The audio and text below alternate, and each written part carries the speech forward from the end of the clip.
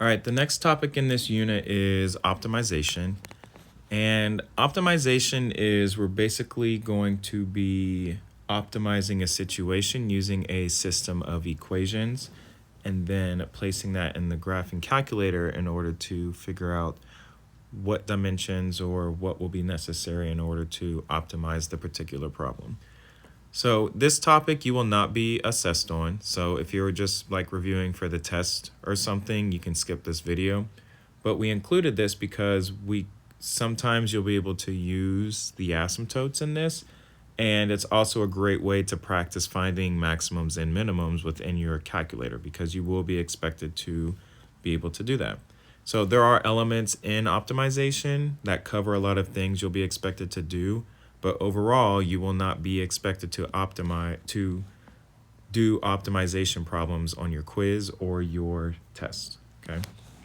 So this says a rectangular area is to be enclosed with 3 sides of fencing totaling 220 feet along a river where the 4th side of the rectangle is closed off by the river.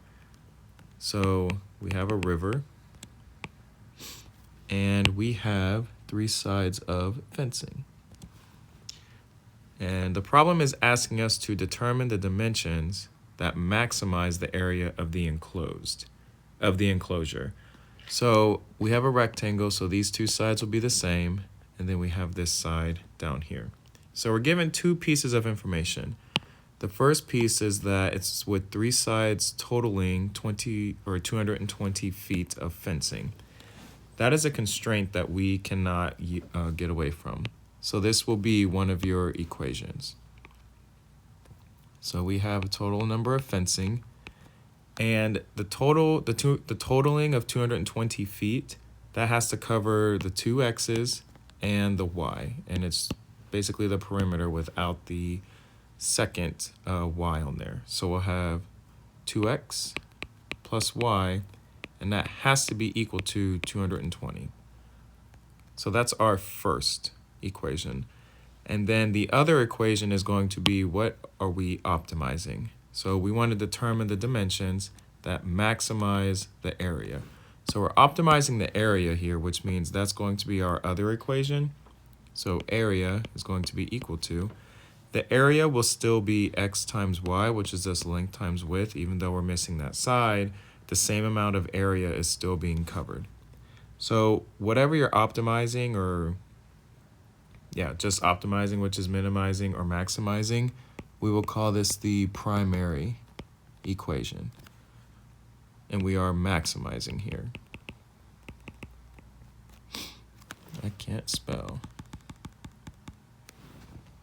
I'm just going to write max. And then the other equation is secondary. That secondary equation is your constraint or your restriction. We are told that we can only use 220 feet of fencing. So we'll use substitution. We're going to use substitution in order to apply this constraint to whatever we are optimizing. So something has to be able to transfer to that primary. So what I see in my primary equation is I have an x and I have a y, and then we have an x and we have a y over here as well. So I need to solve for either x or y. I'm going to choose y because it's already isolated once I move the 2x to the other side. There's no division, there's no extra steps. So we'll have y is equal to 220 minus 2x. And from here, I can apply this constraint in this form to the primary. So I'm going to substitute my y in my primary for the y that I have in my secondary. So we'll have the area is equal to x times 220 minus 2x. Now I can, in this course, leave it like this, but it doesn't hurt to distribute. Practice algebraic manipulation.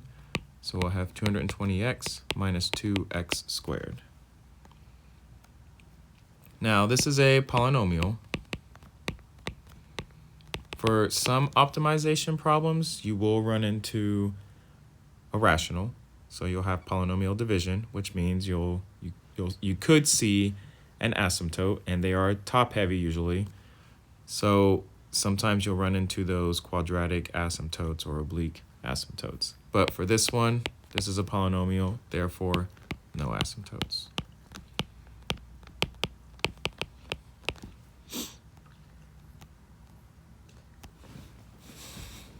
Okay. All right, so in calculus, you will see this again. It's actually around the same time of the year. So if you're taking calculus BC next year, you will see this. We will continue to use calculus to solve it, but in this course, we are going to use the calculator.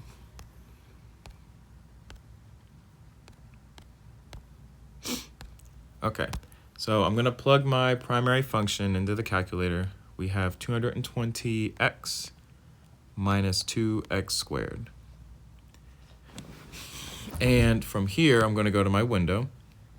And it's an application problem, so we're going to go, let's try 0 to, it said 220, but that's going to affect the y value, so I don't want to go too far. So 0 to 10, and then we'll do zoom 0. All right, so I don't have a lot happening here, okay? So I can see that my y values are pretty high, so I'm going to expand my x. Let's try 100. Okay, so now I have a little bit more information. So I also need to expand my y to go higher. So let's try the y max to 10,000 maybe. See if that gets it. Okay, cool. So I just want to make the window enough to where I can see where that maximum is occurring. And I know I'm looking for a maximum because with our primary equation, we are maximizing. So in the first quadrant, I want to find somewhere where there is a maximum. If we were minimizing, you would find where there might be, well, you would find where the minimum is, and that could come in many different forms based on the asymptotic behavior of the function. Okay, so if I come back to my graph, I'm going to second trace, and we can find that maximum. So again, this is why optimization is in here. It's great practice for finding maximums and minimums using the graphing calculator. So enter. Then I'll continue to the right side. And here we go. So our maximum is x equals 55, and then y equals 6,050. Okay, so I'm going to go back to the notes, and I'll do a quick sketch of that. So here, first quadrant, something like this. We had 55. And 6,050. So the input for this was x, okay? That's what we chose. Like if we isolated y, or x over here, we would have had an input for y, but we chose to do x. So be careful with that. This is whatever input you chose in your primary equation, but it aligns, so we chose x. So we have that x is equal to 55. And then the output here, that's not your y value, okay? You have to go back to your primary function. Our input is x, and our output is the area. So that means A is equal to 6,050. So that's why we pay attention to our variables in this course, because not everything is going to be what it seems. Y will not always be the output. Depends on the function. Okay, so the question is asking for dimensions. Dimensions are going to be x and y. So we can start with our statement. So let's say we have a max area or a maximum area. Whoops. Maximum area of 6,050 feet squared. It's talking about area with dimensions. X equals 55 feet and y equals, we don't know y, but we can always come back to our secondary. So I know x, so I'm going to do y equals 220 minus 2 times 55. So I'm going to plug my x into the y. So we get y is equal to 110. So 110 feet. So that is our dimensions maximized for the area of this enclosure. All right, so number 14, a cylinder is required to have a surface area of 100 meters squared. So this is our constraint. So that's going to be our secondary equation. So for this one, we gave you the formulas because they're a little bit more complex. So the surface area of a cylinder, I'm going to draw this in and then we'll erase it. I know you're given it, but it does help to see where it's coming from. So we have a cylinder. If we're talking about the surface area, we're talking about like an empty soda can, okay? So the first thing I want to talk about is here and here. We have two circles, and the area of a circle is pi r squared, okay? And since we have two of them, we're going to have two of them, so we have 2 pi r squared. And then if you think about the central part, or the cylinder, I'm going to take it and think of a soda can. I'm going to cut it down one side. And when I open that up, so I'm going to go ahead and make these red. I'm going to open up the center. So if you think about it, these here were connected here, right? It was wrapped around, but now I'm unwrapping it. And then at the top here, we have the circle, and then we also have the circle at the bottom, okay? So for the area of this, we want the entire area.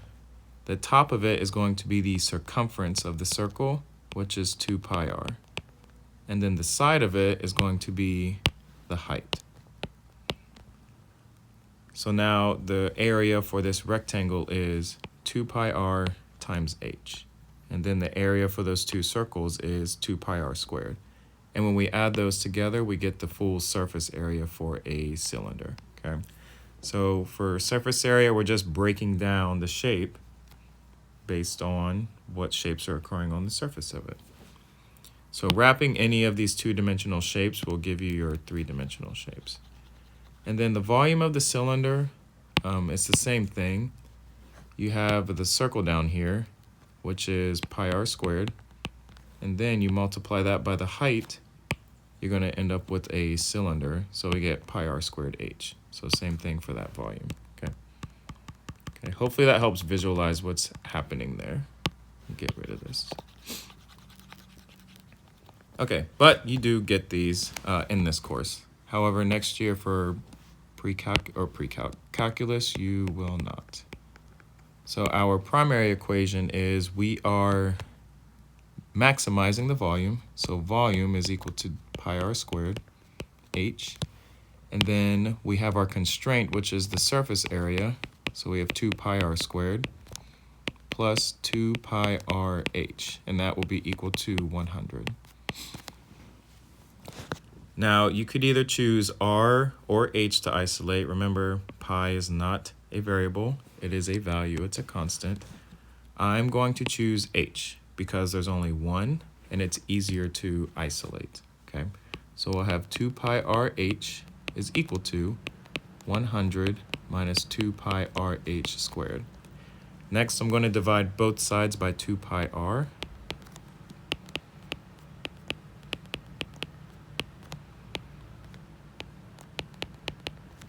And now we have our h isolated. So I'm going to go a little bit further. I want to try and reduce this as much as possible just so it's easier to work with, because I will be plugging it into the primary, or substituting in. So I'm going to split this up into two separate terms. Please remember, if we had multiple terms in the denominator like this, you would not be able to split it up. As long as you have one single term in the denominator, you can split it up. And I'm doing it like this so that I can reduce it. So that way we have 50 over pi r minus, the 2's cancel out, the pi's cancel out, r's cancel out, so we're just left with r. And from here, I'm going to go ahead and substitute this into the primary equation. And we're doing this so that we can maximize the volume, but still have that constraint of 100 meters squared for the surface area. So we'll have volume is equal to pi r squared times 50 over pi r minus r. And again, we'll reduce. We'll distribute the pi r squared. So we get 50 pi r squared divided by pi r minus pi r cubed. From here, the pi's and the r's cancel out, so we're left with 50r minus pi r cubed. And again, this is a polynomial, so no asymptotes. Therefore, no asymptotes. And that's just saying that when we graph this, we just need to look for a maximum. There's no attributes that might distort what we're looking for, so we're safe. Okay, so I'm going to go back to the calculator, and we're going to plug in our new function. Oh, what's happening?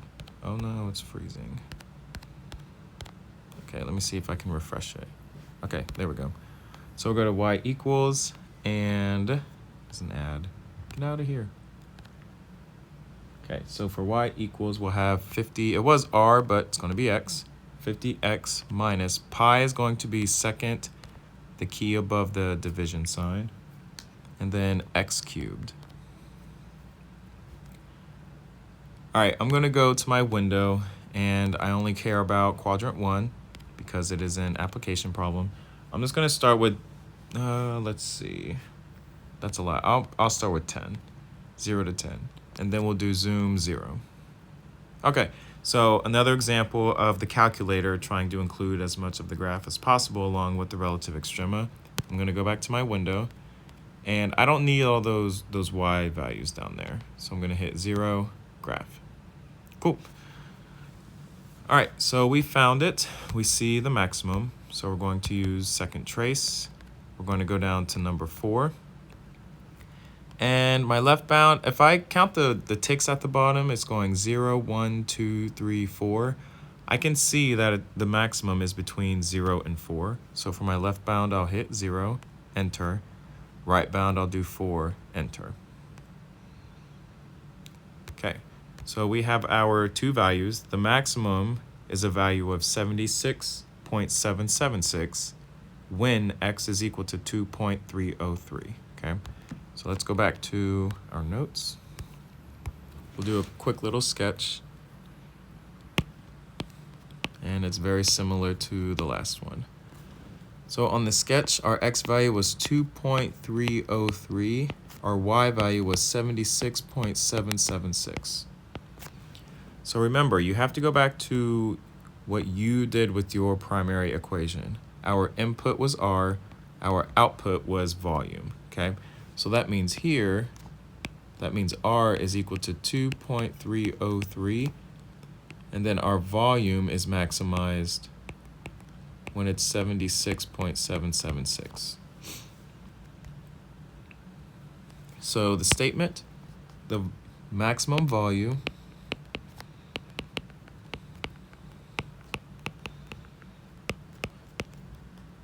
of 76.776 meters cubed. Volume is cubed, area is squared, and then height, radius, length, that's all to the power of 1 with dimensions of r equals 2.303 meters, and h, let me go down, h equals, again, we'll plug in the r over here, so h equals 50 divided by pi times 2.303 minus 2.303, and we end up with about 4.607 if you plug it in the calculator. So h equals 4.607 meters for this one. Okay, and that's our statement. So what this question is asking, it's basically asking, do we want a cylinder where the height is higher, or do we want a cylinder where the radius is wider? And based on this one, if the height is higher, it will hold more volume. So that's the one that we want. All right, that's optimization. I hope this helps, and I'll be in the next video talking about theorems.